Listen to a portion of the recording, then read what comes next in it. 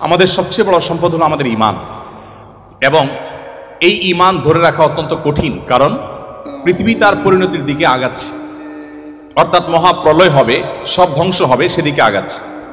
প্রিয় নবী সাল্লাল্লাহু আলাইহি সাল্লাম পৃথিবী ধ্বংস হবে বা সৃষ্টি জগৎ ধ্বংস হবে, নট অনলি পৃথিবী, এই নবমণ্ডল ভূমণ্ডল সব ধ্বংস হয়ে সব শেষ হয়ে যাবে, কোনোটি আর নিজ অবস্থানে থাকবে না, এ সম্পর্কে গোটা কোরআন জুড়ে আল্লাহ তাআলা আলোকপাত করেছেন। শুরুর দিকে আল্লাহ রাব্বুল আলামিন বিধিবিধান সবকিছু বলার পরও শেষের দিকে এসে কোরআনকে আল্লাহ রাব্বুল আলামিন সমাপ্ত করেছেন বেশিরভাগ সূরাগুলোতে কিয়ামত সম্পর্কিত আলোকপাত দ্বারায়, অর্থাৎ পৃথিবী তার পরিণতির দিকে যাবে, সেটা দিয়ে আল্লাহ সুবহানাহু ওয়া তাআলা ইতি টেনেছেন। আমরা কদিন আগে বাংলাদেশের নোবেল বিজয়ী ডক্টর ইউনূসের একটা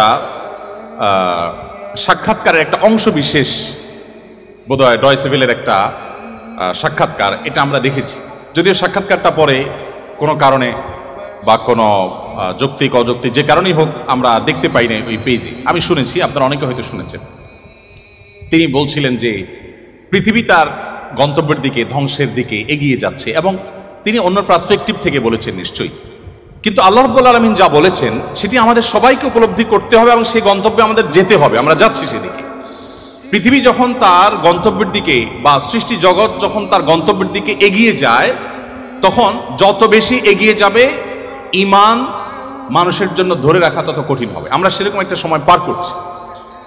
আমাদের বাপ দাদারা যারা ছিলেন তাদের ঈমানের যে অবস্থা ছিল, তাদের মধ্যে সততা যে পরিমাণে ছিল, আমাদের মধ্যে সে পরিমাণ নিশ্চয়ই নাই। আমাদের পরের জেনারেশন যারা আসবে তাদের মধ্যে ঈমান ধরে রাখাটা আরো টাফ হবে, তাদের পরে যারা আসবে তাদের জন্য আরো টাফ হবে। এভাবে সহিহ মুসলিম বর্ণিত হাদিসে নবী সাল্লাল্লাহু আলাইহি ওয়াসাল্লাম বলেছেন, লা তাকুমুস সাআহ হাত্তা ইউকাল ফিল আরদি আল্লাহ আল্লাহ, অর্থাৎ পৃথিবী ততক্ষণ পর্যন্ত ধ্বংস হবে না, মহাপ্রলয় হয়ে সৃষ্টি জগৎ ততক্ষণ পর্যন্ত শেষ হয়ে যাবে না, যতক্ষণ পর্যন্ত একজন মানুষও আল্লাহ বলার মতো থাকবে। তার মানে পৃথিবী থেকে একটা সময় ইমানদার কমতে কমতে, বিশ্বাসী মানুষ কমতে কমতে এমন একটা পর্যায়ে চলে যাবে যেটা জিরোতে চলে যাবে, কোনো বিশ্বাসী মানুষ থাকবে না। তখন এই পৃথিবী বা সৃষ্টি জগতের আর থাকার প্রয়োজন হবে না। আল্লাহ সুবহানাহু ওয়া তাআলা তখন এটাকে ধ্বংস করে পুনরুত্থান তিনি প্রতিষ্ঠা করবেন এবং বিচার দিবস তিনি প্রতিষ্ঠা করবেন। তো পৃথিবী যেহেতু তার পরিণতির দিকে আগাচ্ছে, এই সময়টাতে ঈমান ধরে রাখা অত্যন্ত টাফ এবং সহজ।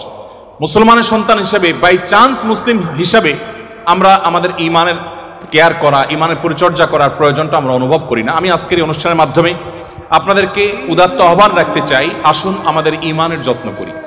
আমাদের ঈমানটাকে যত্ন করবার জন্য আমাকে কোরআন অধ্যয়ন করতে হবে, আমাকে কোরআন পড়তে হবে, ঈমানের পরিবেশে থাকতে হবে এবং ঈমান কি সেটা বুঝতে হবে। আপনারা আলহামদুলিল্লাহ, যেটি আমি বলছিলাম, আপনারা সবাই বাংলাদেশের ভবিষ্যৎ, আপনারা সবাই এই পৃথিবীর ভবিষ্যৎ। আপনাদের প্রত্যেকের মধ্যে যে সম্ভাবনা লুকিয়ে আছে, সেই জায়গা থেকে আপনারা যদি চেষ্টা করেন ইসলামটাকে জেনে বুঝে অনুসরণ করার মানার, তাহলে সেক্ষেত্রে আমি দৃঢ়ভাবে বিশ্বাস করি যে আপনি ইসলামটাকে এনজয় করবেন। আমি একটি কথা থেকে অন্যদিকে গিয়েছিলাম যে এক ভদ্র মহিলা আমার কাছে এসেছেন ইসলাম গ্রহণ করবার জন্য। আমি তাকে জিজ্ঞাসা করলাম, এফিডেভিট সব কমপ্লিট করেছেন এবং আইনি সমস্ত পদক্ষেপগুলো শেষ করেছেন, বললাম যে আপনি ইসলাম কেন গ্রহণ করবেন? যারাই আমার কাছে এই টাইপের আসে আমি জিজ্ঞেস করি, কারণ আমার তো জানা আছে যে বাংলাদেশের আমাদের মানুষের প্র্যাকটিস দেখে তো তার ইসলাম গ্রহণ করার কথা না, আরো ইসলাম থেকে পালানোর কথা। কেন গ্রহণ করেছেন?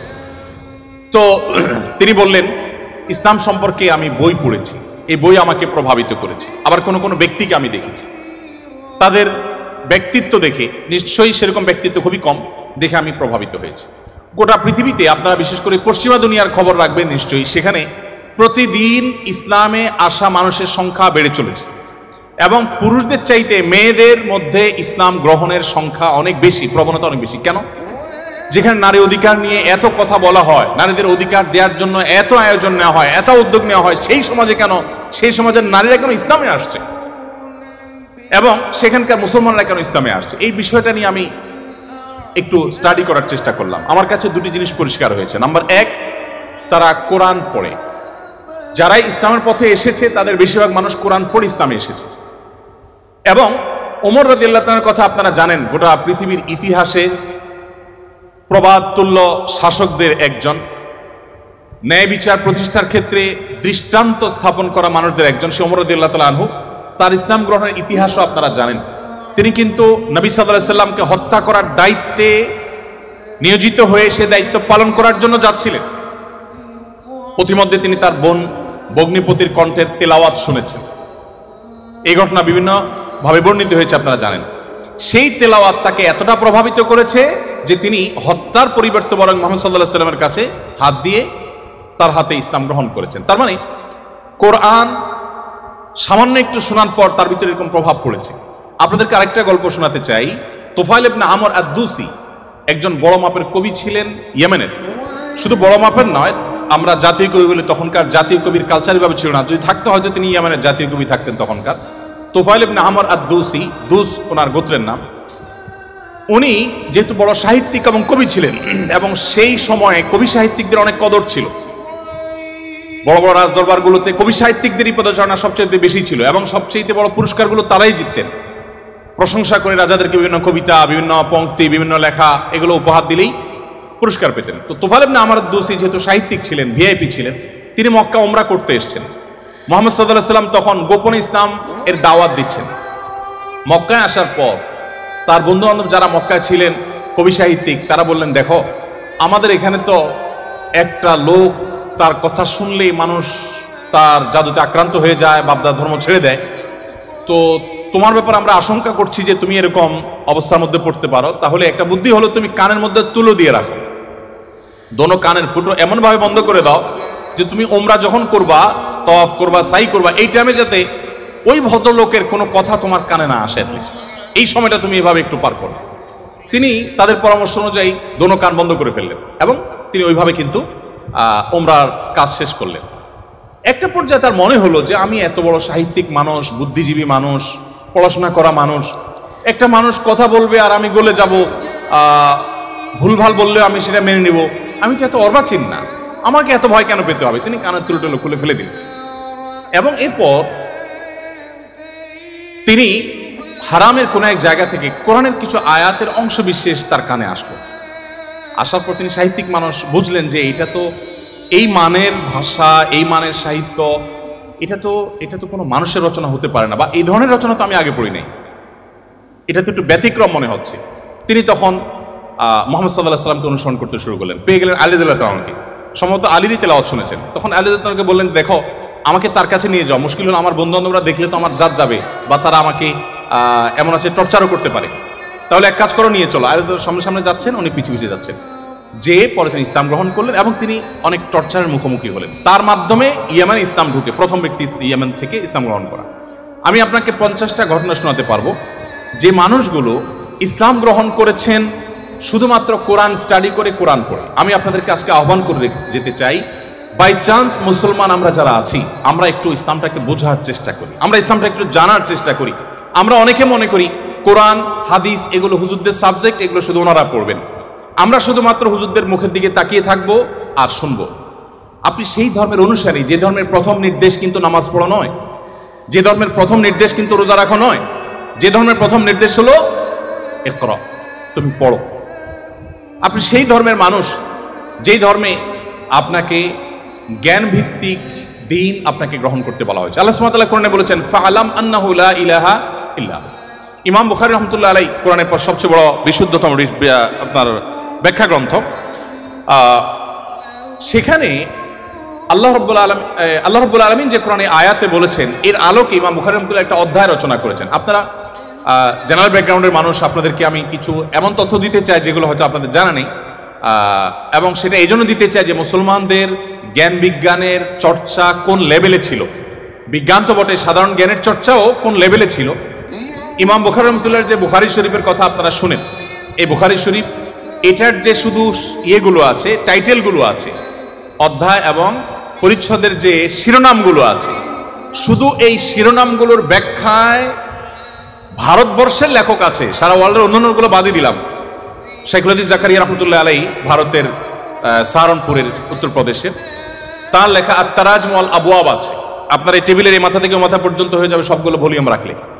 এতগুলো ভলিউম ভর্তি কিসে? শুধুমাত্র সহিহ বুখারীর শুধুমাত্র যে টাইটেল বা শিরোনাম আছে তার ব্যাখ্যা। এবং এগুলো এতটা একাডেমিক, এবং এতটাই আপনার ডিপ নলেজের বিষয় এবং এলমি বিষয়, একাডেমিক বিষয়, যে আপনি যদি এখানে প্রবেশ করেন তাহলে আপনি এটার ভেতরে শুধু ঢুকতেই থাকবেন এবং সামনে আগতে থাকবেন। এটা আমাদের ঐতিহ্য। যাই হোক, তো ইমাম বুখারী রহমতুল্লাহ আলাইহির একটা অধ্যায়ের শিরোনাম ছিল এরকম যে তিনি লিখেছেন বাবুল কাউলি বিল ইলমি, বাবুল ইলমি ক্বাবলাল কাউলি ওয়াল আমালি বি। অর্থাৎ সে অধ্যায় এখানে রচনা করা হচ্ছে যে অধ্যায়ে প্রমাণ করা হবে ইসলাম কোনো কথা বলবার আগে, কোনো কাজ করবার আগে মানুষকে সেটা জানার নির্দেশ করে। অর্থাৎ আগে জ্ঞান অর্জন করো, তারপরে তুমি করো। ইভেন আল্লাহ সুবহানাহু ওয়া তাআলা কোরআনে বলছেন ফাআলাম আন্নাহু লা ইলাহা ইল্লাহু, আল্লাহ ছাড়া সত্যিকার ইবাদতের উপযুক্ত আর কেউ নেই, এই কথার জ্ঞান তুমি অর্জন করো। দেখুন, আল্লাহ সুবহানাহু ওয়া তাআলা কিন্তু বিশ্বাসের কথাটাই বলছেন, কিন্তু জ্ঞান দিয়ে বলছেন। তার মানে তুমি জানো কেন আল্লাহ ছাড়া সত্যিকারের কেউ ইবাদতের উপযুক্ত থাকতে পারে না, কেন একাধিক স্রষ্টা থাকতে পারে না, কেন তুমি সেই জিনিসটা জানার চেষ্টা করো। কেন বলতে আমি এখানে আল্লাহ সুবহানাহু ওয়া তাআলা দর্শন জানতে নির্দেশ করেছেন তা নয়, আল্লাহ বলেছেন যে এই বিষয়ের স্বচ্ছ ধারণা এবং ইলম যেন আমাদের মধ্যে আসে। কিন্তু দুঃখজনক, আমরা কোরআন পড়ি না, আর পড়লেও বুঝে পড়ি না। পৃথিবীতে সবচেয়ে বেশি পাঠ করা হয় যে গ্রন্থ সেটা কোরআন। কোরআনের চাইতে বেশি পাঠ করা হয় সর্বযুগে সর্বকালে এরকম আরেকটি গ্রন্থ পৃথিবীতে নেই যে এত বেশি পরিমাণে পাঠ করা হয়। আর দুঃখজনক সত্য এটাও যে পৃথিবীতে না বুঝে পাঠ করার ক্ষেত্রে কোরআনের চাইতে আর বিকল্প বা আরেকটা গ্রন্থ আপনি খুঁজে পাবেন না। কোরআনই একমাত্র গ্রন্থ যে আমরা মুসলমানরা সেটাকে না বুঝেই শুধুমাত্র পড়ি। হ্যাঁ, কোরআন না বুঝে পড়লেও আপনি সওয়াব পাবেন, এটা একটা কাজ হবে। না বুঝে পড়লে কি লাভ হবে আমরা অনেকে বলি। আজকাল আপনারা জানেন অনেক টেকনোলজি আবিষ্কার হয়েছে, আপনারা টেকনোলজির লোক, যে একটা সিম্পল জিনিস আমাদের সবার হাতে হাতে আছে, স্মার্টফোন। আমরা যদি বলি হাই শ্রী কল অমুক, সাথে সাথে কিন্তু আপনার কোনো টিপাটিপি ছাড়াই সেই অমুককে কল করবে, মোবাইল করবে না ডিভাইস। এখন তো আপনার আপনি কোন রুমে বসে বলছেন যে গরম লাগছে, এসিটা অন হয়ে যাবে। আপনি জাস্ট বললেন, নির্দিষ্ট শব্দ উচ্চারণ করলেন যে আপনার কাছে গরম লাগছে, এসিটা অন হয়ে যাবে। আপনি বললেন যে না এখন শীত লাগছে, তো এসিটা কমে যাবে, বন্ধ হয়ে যাবে। টেকনোলজি এই পর্যন্ত চলে গেছে যে আপনি বলছেন সেটা সে ক্যাচ করছে এবং সেই অনুযায়ী কাজ করছে। তো এই যদি টেকনোলজির কারামতি হয়, তাহলে কোরআন আপনি পাঠ করছেন, এমনকি এমনও হতে পারে কোনো মানুষ কিছু নির্দিষ্ট ওয়ার্ড উচ্চারণ করছে, সেটা মিনিং বুঝে না, কিন্তু ওই ডিভাইস তার মিনিং বা ওই যন্ত্র তার মিনিংটা বুঝে এবং সেটা সে ক্যাচ করে কাজও করে ফেলেছে। সে কিন্তু যা বলেছে নিজেও বুঝে নাই, তারপরও কাজ করেছে। কোরআন তেলাওয়াত করে ফু দিলে অনেক অসুখ, অনেক দুঃখ, অনেক কষ্ট, মানুষের শারীরিক অনেক কষ্ট লাঘব হয়। কিভাবে হয়? আপনি যদি এটা নিয়ে বৈজ্ঞানিক গবেষণা নামেন তো আপনি কোনো সূত্র হয়তো খুঁজে পাবেন না, কিন্তু আপনাকে আমি যে পয়েন্টটা বললাম এই পয়েন্ট থেকে যদি আপনি আগান, আপনি দেখবেন যে এরকম বহু লজিক আপনার সামনে হাজির হয়ে গেছে। যাই হোক, তো আমি যেটা বলছিলাম যে কোরআন আপনি না বুঝে পড়লে সওয়াব পাবেন, কিন্তু এই জন্য কোরআন আসেনি। আল্লাহ সুবহানাহু ওয়া তাআলা কোরআনে বিভিন্ন জায়গায় বলেছেন লিয়াদাব্বারু আয়াতি, এই কোরআন দেয়া হয়েছে তোমাদেরকে যাতে এর আয়াতগুলো নিয়ে তোমরা গবেষণা করো, তোমরা যাতে ভাবো, তোমরা যাতে চিন্তা করো, তোমরা যাতে ভাবনার জগতে প্রবেশ করো। তো এই কোরআন ভাবনা বা গবেষণা তো অনেক পরের কথা, এর কথামালা তো আমাকে আগে বুঝতে হবে। আমি আজকে অনুষ্ঠানের মাধ্যমে আপনাদের সবাইকে উদাত্ত আহ্বান রাখতে চাই, আসুন কোরআন শুরু থেকে শেষ পর্যন্ত একবার অন্তত পুরো কোরআনটা আপনি ধীরে ধীরে অল্প অল্প করে 5টি আয়াত করে 10টি আয়াত করে আপনি পড়ুন এবং বোঝার চেষ্টা করুন। কোন একজন সাহাবী বলেছেন শুধু সূরা বাকারা পড়তে তার কয়েক বছর লেগেছে। আমরা তো 2-3 দিনে কোরআন খতম দিয়ে ফেলতে পারি, তাই না? তার শুধু সূরা বাকারা পড়তে টানা কয়েক বছর সময় লেগেছে। কি করেছেন তিনি? প্রতিটা আয়াত পড়েছেন, এ সম্পর্কে জেনেছেন, ভেবেছেন, এখান থেকে তার নেয়ার কি আছে সেটা নিয়েছেন, নিজের মধ্যে ইমপ্লিমেন্ট করেছেন, দেন তিনি সামনে অগ্রসর হয়েছেন। এভাবে এগোতে গিয়ে তার একটা সূরা শেষ করতে কয়েক বছর সময় লেগে গেছে। কোথায় আমাদের কোরআন অধ্যয়ন? আমি আপনাদেরকে বলেছি, এখনো পৃথিবীতে যারা ইসলামে আসছে, পশ্চিমা পৃথিবী বলুন, আমাদের এই অঞ্চলে বলুন, তাদের নিয়ে আমার যে সামান্য পড়াশোনা বা ঘাটাঘাটি আছে সেটার আলোকে আমি নিশ্চিত হয়েছি অনেকখানি যে তারা বেশিরভাগ মানুষ আমাদেরকে দেখে তো আসার প্রশ্নই ওঠে না, কারণ আমাদের মুসলমানদের মধ্যে এমন কিছু নেই যেটা দেখে সে ইসলামে আসবে, ম্যাক্সিমাম মুসলমানদের অবস্থা। কিন্তু তারা ইসলামে এসেছে কোরআন পড়ার পর। ফ্রান্সের একজন পলিটিশিয়ান, তিনি কট্টর ইসলাম এবং মুসলমানদের সমালোচক ছিলেন এবং বিদ্বেষ পোষণ করতেন রীতিমতো। আমি একসময় আমার ফেসবুক প্রোফাইলে তাকে নিয়ে অনেক লেখালেখিও করেছি।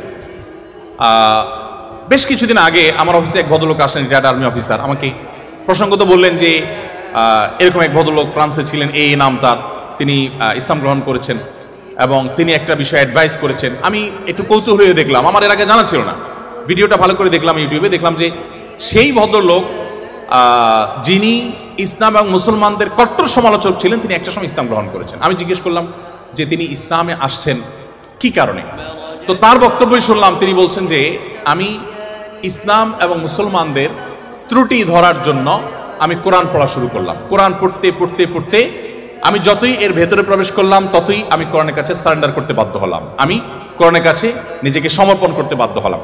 তো আলহামদুলিল্লাহ তিনি যেভাবে ইসলাম গ্রহণ করেছেন এবং আলোকিত হয়েছেন কোরআন দ্বারা, আমার বিশ্বাস আমরা যদি অ্যাজ এ মুসলিম আমরা পড়াশোনা করি মুসলিম হই, আমরা বুঝে শুনে মুসলিম হই, আমাদের ইসলাম গ্রহণটা যদি বাই চান্স না হয়ে বাই চয়েস হয়, অর্থাৎ আমরা জেনে শুনে মুসলমান হই, তাহলে সেটা আমাদেরকে অনেক বেশি উপকার দিবে।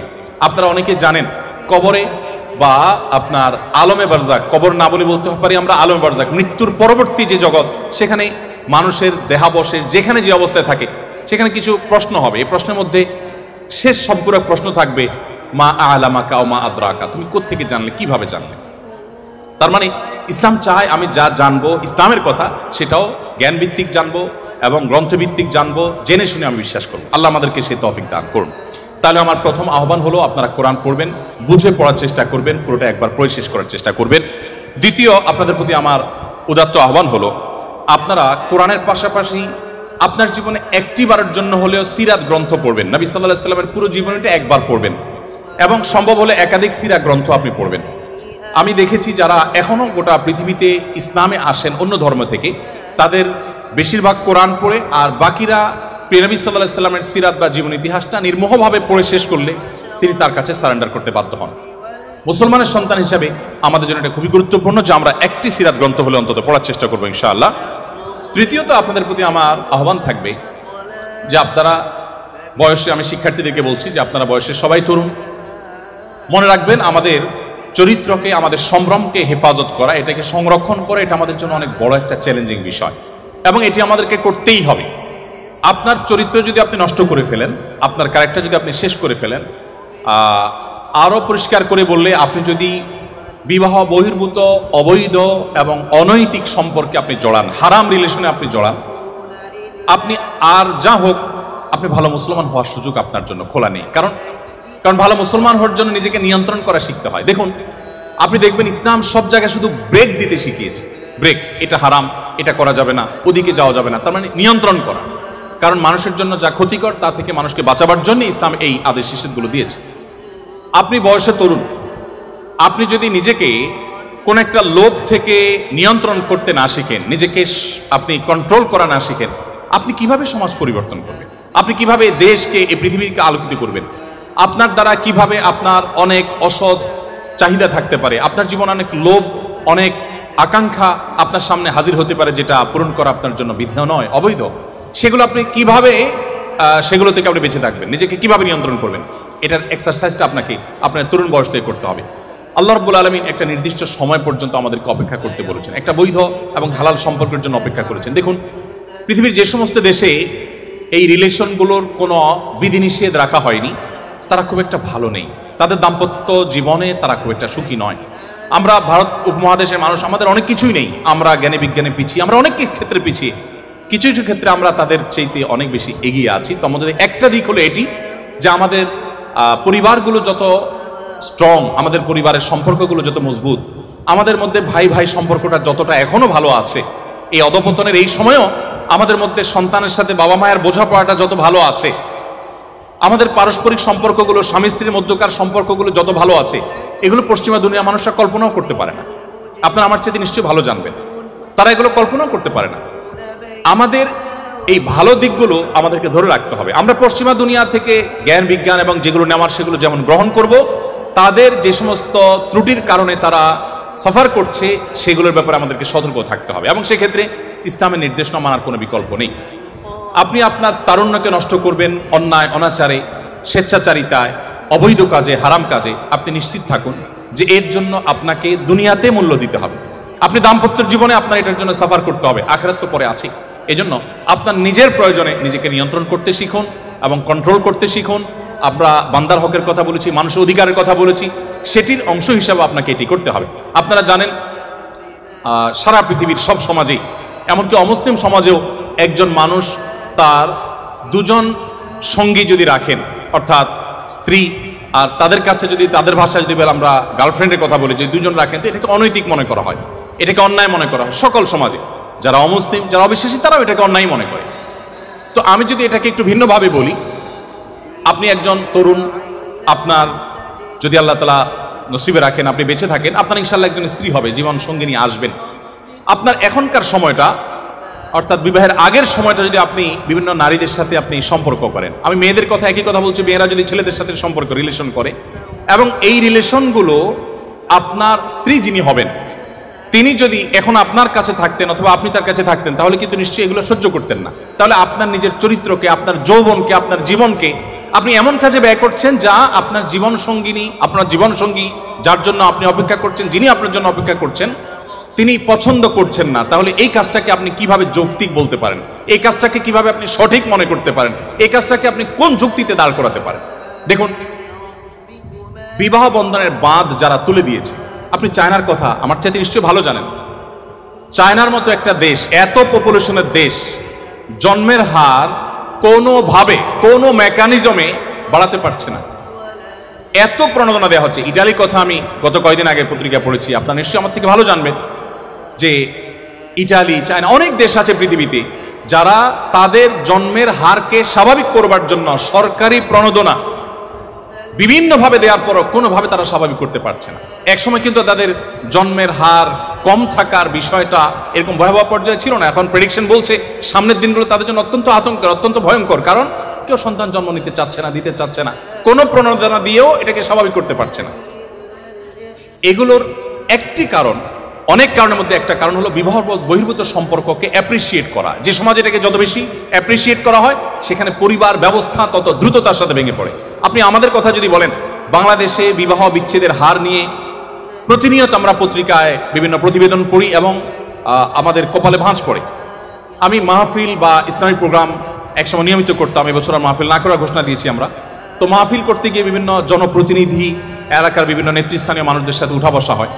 আমি অনেক জায়গায় শুনেছি, বিশেষ করে মৌলভীবাজারের এক চেয়ারম্যানের কথা আমার এখনো মনে পড়ে। ভদ্রলোক বললেন যে, ভাই, মাত্র 10 দিন হলো আমি দায়িত্ব বুঝে নিয়েছি নির্বাচনের পর। এই 10 দিনের মধ্যে আমার কাছে শুধুমাত্র আমার একটা ইউনিয়নে তালাকের, অর্থাৎ বিবাহ বিচ্ছেদের বিচার এসেছে প্রায় 20-25টা। আমার কাছে যেগুলো আসেনি সেগুলো তো আনকাউন্টেড আমার কাছে। ঠিক একইভাবে আরো অনেক ব্যক্তির কথা আমি জানি, আপনারা পত্রিকায় পড়েন, প্রতিনিয়ত প্রতি মিনিটে এখন বিবাহ বিচ্ছেদ হচ্ছে, প্রতি মিনিটে। কেন হচ্ছে বলুন? আমাদের আর্থিক সঙ্গতি কি আগের তুলনায় কমেছে না বেড়েছে বলুন তো? বেড়েছে না? আমাদের দাদারা, বাপ দাদারা বা তাদেরও আগে যারা ছিলেন, তারা কিন্তু তাদের স্ত্রীকে বছরে একটা শাড়ি, একটা কাপড় দিতে অনেক কষ্ট হতো। আপনি কিন্তু আপনার স্ত্রীকে একটা শাড়ি না, বরং সুপার মার্কেটে গিয়ে ছেড়ে দেন, আসার সময় বিল পেমেন্ট করে আসছেন, কোনটার দাম কত জিজ্ঞেস করার সময়ও নেই, তাই না? আমাদের বাপদাদারা যারা ছিলেন তারা কিন্তু, আমি শেষ করছি, চেয়ারম্যান মহোদয় এসছেন সম্ভবত, আমি ইনশাল্লাহ সংক্ষেপ করে শেষ করে ফেলছি ইনশাল্লাহ। যেটি বলছিলাম যে আপনি এখন দেখবেন যে এখন স্বামী তার স্ত্রীকে ভালোবাসা প্রকাশ করার কত ওয়ে আছে বলুন তো। আপনি সরাসরি গল্প করতে পারছেন, মোবাইলে কথা বলতে পারছেন, SMS এ ভালোবাসা আদান প্রদান করতে পারছেন, মনের ভাব প্রকাশ করতে পারছেন, মুহূর্তগুলোকে ছবি ধারণ করে পাঠিয়ে দিতে পারছেন। কতভাবে ভালোবাসা চলছে আপনি বলুন তো। আচ্ছা, আমাদের বাপদাদারা যারা ছিলেন তাদের কাছে আমরা যাই একটু, তারা কিন্তু বিশেষ করে গ্রামাঞ্চলে যারা বড় হয়েছেন, এখন তো গ্রাম শহর সব জায়গায় টেকনোলজি পৌঁছে গেছে আলহামদুলিল্লাহ। তখনকার কথা আপনি চিন্তা করুন যে সারাদিন স্বামী তার কাজে, স্ত্রী তার কাজে, দুজন দুই সেক্টরে আছেন এবং দুজন দুই জগতে আছেন। ওই রাতে খাবার দাবার শেষ ছাড়া সাক্ষাৎই হতো না, ততক্ষণে আপনার ওই হারিকেন নিভে যেত, অন্ধকারের মধ্যে সাক্ষাৎ, আবার ভোরে ভোরে উঠে যে যার কাজে চলে যেত। অর্থাৎ এত ভালোবাসাবাসী, এত ভালোবাসা আদান প্রদান করার সুযোগ ছিল না, এত ভালোবাসার উপকরণ ছিল না, এত গিফট আদান প্রদানের সুযোগ ছিল না। কিন্তু সম্পর্কগুলো কি আমাদের মতো ছিল না আর একটু স্ট্রং ছিল? কোনো সন্দেহ আছে? কোনো সন্দেহ নেই। বলুন তো অভাবটা কিসের? এখন তো অভাব নেই, টাকা পয়সা আছে, গিফট আছে, আপনি অনেক কিছু দিচ্ছেন। এত কিছুর পরও ঝগড়াঝাটি, সংসার ভেঙে দাম্পত্য জীবনগুলো সব শেষ হয়ে যাচ্ছে। আমাদের কিছু একটা হারিয়ে যাচ্ছে। আমার আগে ডাইরেক্টর মহোদয় বলছিলেন মূল্যবোধের কথা। এই মূল্যবোধ আমাদের থেকে হারিয়ে যাচ্ছে। এই মূল্যবোধ যত হারিয়ে যাবে, আমাদের ইস্পাত সভ্যতা, লোহার সভ্যতা, এটাতে আমরা এগিয়ে যাব, বাট আমরা পশুদেরকে হার মানানো এক সমাজ আমরা কিন্তু পাবো। সেদিকে কিন্তু আমরা আগাচ্ছি। গোটা সমাজকে আমরা বাঁচাতে না পারলেও নিজেদেরকে বাঁচাবার চেষ্টা করতে পারি। আমি সেজন্য আপনাদেরকে বলবো, আপনার তারুণ্যকে, আপনার যৌবনকে আপনি হেফাজত করুন। আল্লাহ সুবহানাহু ওয়া তাআলা কিয়ামতের ময়দানে 4টি নির্দিষ্ট প্রশ্ন করবেন। এই প্রশ্নগুলোর উত্তর দেওয়ার আগে কেউ 2 পা নাড়াতে পারবে না। নবী করিম সাল্লাল্লাহু আলাইহি ওয়াসাল্লাম বলেছেন, লা তাযুলু কদমা আবদিন ইয়াউমাল কিয়ামাতি হাত্তা ইউসআলা আন আরবা। 4টি প্রশ্নের উত্তর দেওয়া ছাড়া কোনো মানুষ তার পা নাড়াতে পারবে না। সেই 4টি প্রশ্নের একটা প্রশ্ন হলো ওয়ান শাবাবিহি ফিমা আবলা, তোমার যৌবনকালটা তুমি কিভাবে কাটিয়েছো। দেখুন, আমাদের সমাজে যুবকরা নামাজ কালাম ধরলে বা একটু ধর্মকর্ম করলে বা একটু ভালো মানুষ সাজলে সমাজের মানুষ ওটাকে ভালোভাবে নেয় না, তাই না? যে যুবক মানুষ এত ভালো হতে যাবে কেন? আর এই বয়সে একটু আত্মু করবে না? ভালো হওয়ার বয়স হয়েছে এখনো? আমরা এইভাবে দেখি না জিনিসটাকে। আচ্ছা, আল্লাহ রাব্বুল আলামিন সেজন্য যৌবনে কি করেছেন আপনি সেটা আলাদা জানতে চাইবেন। আপনি দেখবেন অনেক মানুষ আছেন যৌবন বয়সের সমস্ত অপকর্ম করে বৃদ্ধ বয়সে তিনি হাজী সাহেব, গাজী সাহেব, দায়টাই রেখে বিরাট ভালো মানুষ সেজে গেছেন। আছেন আমাদের সমাজে। বরং ধারণাটাই এমন ভাবে বদ্ধমূল হয়ে গেছে যে যা খুশি তা করো, একটা বয়সে এসে ফেরেশতা সেজে যাও। সময় তো উপস্থিতি। এটি কোনো জীবন নয়, এটা কোনো আদর্শ নয়।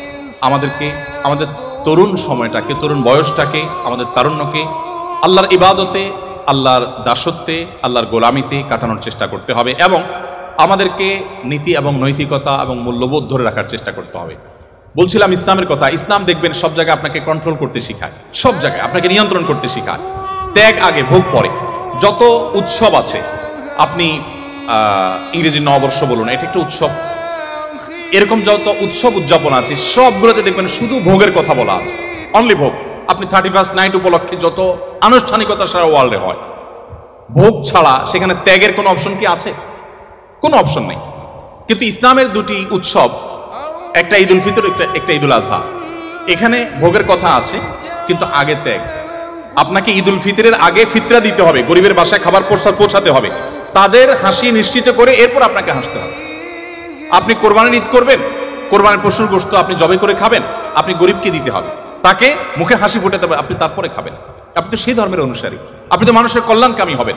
দেখুন, আপনারা তো জেনারেল ব্যাকগ্রাউন্ডের। আমি মাদ্রাসার প্রোগ্রামে বলি যে দেখুন, আমাদের দেশে ভালো আলেমের অভাব নাই, ভালো হুজুরের অভাব নাই, ভালো শিক্ষিত মানুষের অভাব নেই। আমাদের দেশে ভালো মানুষের অভাব। আপনারা আমার চাইতে খুব ভালো করে জানবেন, অভাব নাই আমি এ অর্থে বলছি যে অনেক আছে, আরো দরকার আমাদের শিক্ষিত মানুষ, আরো দরকার আমাদের ভালো আলেম। কিন্তু যে পরিমাণ শিক্ষিত আছে সে পরিমাণ ভালো মানুষ নেই।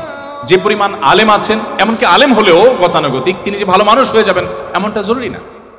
আমরা ভালো মানুষ হওয়ার চেষ্টায় এগিয়ে যেতে হবে। আপনি যদি ভালো মানুষ হওয়ার চেষ্টায় আগান, আপনি জেনারেল ব্যাকগ্রাউন্ডের হওয়ার পরও আপনার এই পড়াশোনাটাকে ইবাদতে আপনি রূপান্তর করতে পারেন। কিভাবে সেটা? আপনার যদি ইন্টেনশন থাকে আমি জ্ঞান বিজ্ঞান শিখে, আমি এই টেক্সটাইল ইঞ্জিনিয়ারিং শিখে আমার এই জ্ঞান দিয়ে আমি আমার সমাজকে উপকৃত করব, দেশের মানুষকে উপকৃত করব, পৃথিবীর মানুষকে উপকৃত করব আমাদের টেকনোলজি দিয়ে, আপনি যদি এই উদ্দেশ্যটা আনেন, সাথে সাথে আপনার উদ্দেশ্যের কারণে আপনার এই পড়াশোনাটা ইবাদতে পরিণত হয়ে যাবে। আর যদি আপনি বলেন যে আমি আমার অমুককে দেখিয়ে ছাড়বো, তমুককে দেখিয়ে ছাড়বো, এটা জাহির করে ছাড়বো, তাহলে সেক্ষেত্রে আপনি হয়তো দেখাতেও পারবেন না, আর আল্লাহর কাছে তো বিনিময় পাওয়ার প্রশ্ন ওঠে না। এই জন্য আমি আপনাদেরকে আহ্বান করব যে আমাদের এই বয়সটাকে হেফাজত করতে হবে, বিশেষ করে তরুণ সময়টাকে হারাম সম্পর্কগুলো থেকে বেঁচে থাকার জন্য স্ট্রাগল করতে হবে। আমি বলি, যে যুবক নিজেকে এতটুকু কন্ট্রোল করতে পারে না, সে কিভাবে বিশ্ব জয় করবে, সে কিভাবে দুনিয়া জয় করবে, সে কিভাবে সমাজ সংস্কার করবে? আমাদেরকে সেদিকে যেতে হবে। একজন মুসলমান হিসাবে আমি আপনাদের প্রতি আমার আবেদন রাখতে চাই যে আপনারা ওলামা একরাম যাদের কথা এবং কাজে মিল আছে, যারা এজ এ আলেম যেমন ভালো, এজ এ মানুষ তেমনি ভালোভাবে ভালো, কোরআন এবং হাদিসের প্রতিচ্ছবি যারা, সে মানুষগুলোর সান্নিধ্য আপনারা অবলম্বন করবেন এবং আপনি যেখানে থাকেন সেখানে একজন সৎ, একজন নিষ্ঠাবান মানুষের সাথে থাকা চেষ্টা করবেন। শুধু আলেম নয়, আপনার সহপাঠীদের মধ্যে আপনার ছাত্র বন্ধুদের মধ্যে আপনি অনেককে দেখবেন যে ব্যক্তিগতভাবে সে সৎ, অসৎ না, মিথ্যা বলে না, অন্যায় করার প্রবণতা নেই, বাজে জিনিসের প্রবণতা নেই। আপনি তাদের সাথে চলার চেষ্টা করবেন এবং এই সংস্রব মানুষকে কত দ্রুত পরিবর্তন করে সেটা জাপানের ওই বাংলাদেশি প্রবাসী ভাইয়ের কথা বলে আমি বোঝাবার চেষ্টা করেছি।